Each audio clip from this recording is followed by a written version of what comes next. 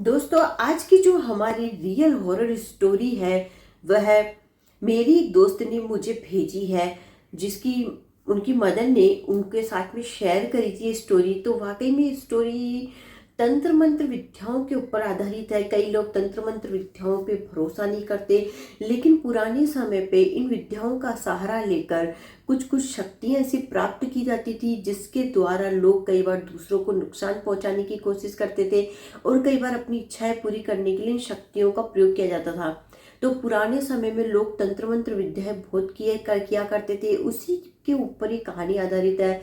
मेरी दोस्त ने जब मुझे बताया तो उसने मुझे ये भेजा कि तंत्र मंत्र विद्याओं के ऊपर, मतलब जब मेरी मम्मी से मेरे बारे में इस बारे में बात हुई, मैंने मम्मी से पूछा तो मम्मी ने बताया कि हमारे परिवार में जो तो मतलब मेरी जो बुआ थी वह मतलब इस तरह की तंत्र मंत्र विद्याओं में अचानक से इंटरेस्ट लेने लगी थी और वही तंत्र मंत्र विद्याएं करने लगी थी।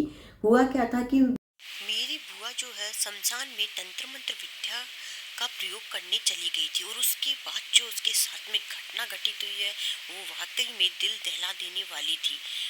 उसने कभी सोचा भी नहीं था कि उसके साथ में ऐसा हो जाएगा, लेकिन ये जो खतरनाक घटना है वह रोंगटे खड़ी कर देती है।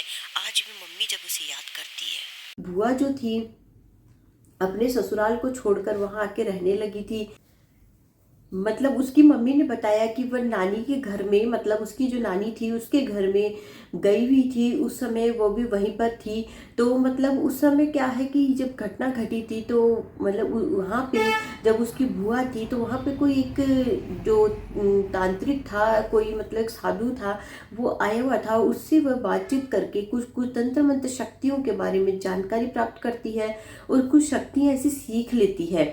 उसके बाद वो बोलती है कि पहले तो वो हम लोग के साथ में, परिवार के साथ में रहा करती थी। उसके बाद वो अलग से घर लेके रहने लगती है और तंत्र मंत्र विद्याएं करने लगती है। और एक दिन वह तंत्र मंत्र विद्याओं के लिए ही जो शमशान होता है वहां पे दो आदमी लोग को अपने साथ में रक्षक लेके और वहां पे तंत्र मंत्र विद्याएं करने चली जाती है शमशान में। और जब वह तंत्र मंत्र विद्याएं शमशान में कर रही थी उस समय बहुत जोर जोर से आंधी तूफान चलने लगा था। तंत्र मंत्र विद्याएं करते समय अचानक से तेज हवाएं चलना, बहुत तेज आंधी चलना, इस तरह की हरकतें हो रही थी जब वो तंत्र मंत्र विद्याएं कर रही थी। उसके साथ में जो दो आदमी गए थे उसकी रक्षक बन के, वो लोग बुरी तरह से डर रहे थे। इतनी हवा चल रही थी लेकिन उनको बुरी तरह से पसीना आ रहा था। उन लोग का दोनों का डर के बुरा हाल था। फिर भी वे जैसे तैसे डटे हुए थे और वो अपनी तंत्र मंत्र विद्याओं की जो पूजा है उसमें लगी हुई थी। बहुत जोर से आंधी तूफान वो सब चल रहा था। माहौल जो था बहुत ही भयानक डरावना माहौल बन चुका था। बाद में जो रक्षक होते हैं उनकी हवा टाइट हो जाती है। वो सोचते हैं कि अब जो भी हो जैसा भी हो हमको तो यहाँ से भागना है। वो दोनों मिलकर वहां से भाग जाते हैं।